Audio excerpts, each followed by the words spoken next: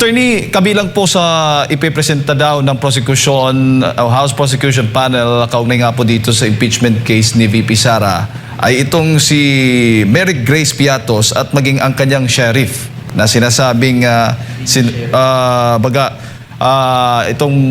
itong dalawa attorney, ano bang masasabi po ninyo dito? Well, in the case of Mary Grace Piatos, is that is a confidential informant, no? And therefore, there is a problem if that person attends, no? And actually, ito yung tatawag na parang sa social media, parang clickbait nila ba? If she doesn't attend a certain Mary Grace Piatos, then hindi para talaga siya existing. So, ibig sabihin, may kasalanan dahil na-misuse yung confidential funds. But actually, as I understand, Mary Grace Piatos is a real person, pero pseudonym lang niya yun because nga as a confidential informant, hindi nila dapat sabihin ang tunay na pangalan. Now, the risk here is that if that person will be presented, no, the real person behind the name of Mary Grace Piatos, that would be dangerous. Marami na pong mga incidents na yung mga confidential informants, may nangyaring pinapatay po, tapos ginagawa ng paraan na likidahin at hanapin, no? So, that would be very dangerous. I do not know, and you know for a fact that sino po interested talaga malaman ito sa kanila.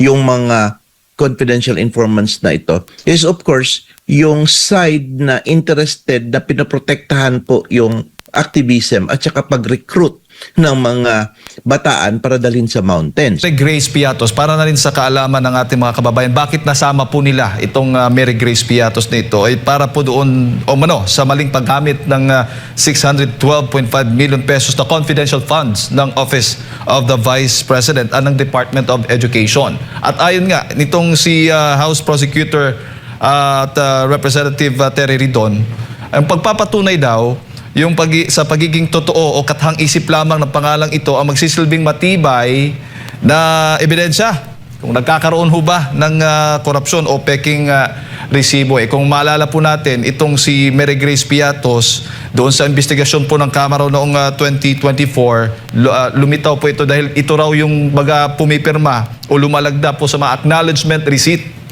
ng pagtanggap ng confidential funds. Attorney. Well, as I understand is that ganito po yan. There is a certain Mary Grace Piatos, pero pseudonym ang ginamit niya. It is a real person because she accepts money. And I believe that this person is a confidential informant under sa DepEd noon. Okay, let's go back. First is that we know for a fact that the confidential funds given to the DepEd kay Vice President Sara noon, hindi po yun requested but given from the funds ng Presidente. Okay, share yan sa'yo. Tapos binigay, malapit na, 11 days lang maubos, no? So, we know that fact. Now, bakit po merong kailangan na mag-investigate or magkaroon ng intelligence sa mga eskwelahan? Because number one, alam po natin na yung po mga bata, lalo sa mga state universities, nare-recruit po para po pumunta sa bundok ng mga NPA, para maging NPA. We have seen yung 19 na namatay and other mga children na mga bata, no? I will not say children, mga bata pa, mura pa ang pag-iisip. Kasi yan po yung mga bata na yan kasi ang kanilang silakbo ng damdamin malakas, no? And kanilang sense of maturity hindi pa po ganap, no? So ibig sabihin, yun po ang kanilang i-manipulate, ito pong grupo ng mga NPA, and then they will recruit them and bring them to the mountains. Kaya nga nangyari, maraming mamatay. So I believe that one of the reasons for this confidential funds is to infiltrate this, no? Hanapin, magkaroon pa anong nangyari so that the government could prevent this from happening. Now, we have seen the Tacloban incident. And we know of a fact that needed din part of that, if the DepEd has a confidential funds on this purpose, could be used and utilized, no?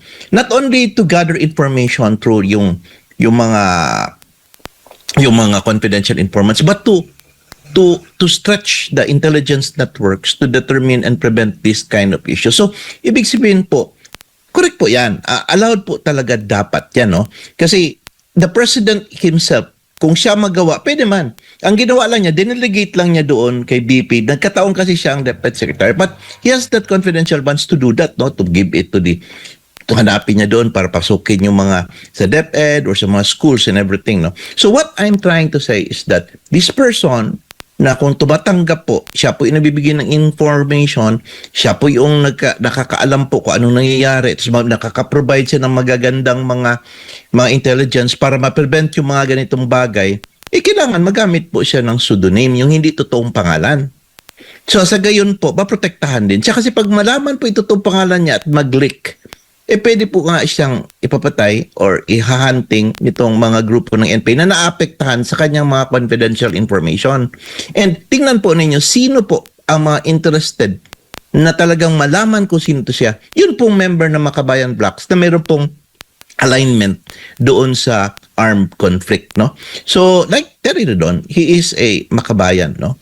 And he is part of this group, no? Na kung nag-advocate o parang nag-affiliate, no? Doon sa armed conflict. So, yun ang aking nakita, no? Na parang the main reason kung bakit na-represent. Mali yung term na advocate, no? Ang meaning ko sa yung parang nakalin po doon. Nakalin po sa ganyang causes. Pero sa isang impeachment proceedings, attorney, mas mahalaga ho ba yung dami po ng mga ebidensya o yung kredibilidad at lakas ng testigo po o ebidensya? Yung mga evidence na marami is because kagagawan din nila. Kagagawan because they claim about this unexplained wealth, misuse. Marami talagang mga kumbaga documentary evidence, not necessary na dapat malaman. But with respect to your question, kung paramihan ba ng ebidensya is mananalo ka? No. The relevance of that evidence will be important, no? And ibig sabihin po ng relevance, yung connection po talaga na magpatotoo sa kanilang mga allegation. It must be a direct and real evidence to prove the fact that indeed there was a commission of an offense or wrong by the Vice President. Because otherwise, kahit anong kapal po ng ebidensya mo, kung wala naman yan siyang relasyon, no? We talk about both the prosecution and defense. Kung wala naman siyang relasyon sa nirereklamo po, hindi po yan siya papayagan. The rule is that, remember, is that kung ano lang po yung inaakusa, doon lang po iikot ang ebidensya at testimonya against BP Inday Sara. Kasi due process dictates that yun lang din kasi ang sinagot niya. Now, if you will introduce evidence outside that would be objectionable or violation of due process and the rules on presentation of evidence, no, under the rules on evidence. So, ibig sabihin, objectionable siya. So, alam po namin yan, the lawyers are that we are just contained, no, with respect to those matters that we can prove doon sa aming allegation. Pag sinabi naming ikaw ay, yan siya ay hindi maganda, diyan lang po kami mag-ikot sa story niyan. We cannot discuss and bringing other people or other matters that are not included in that particular allegation or accusation against that person.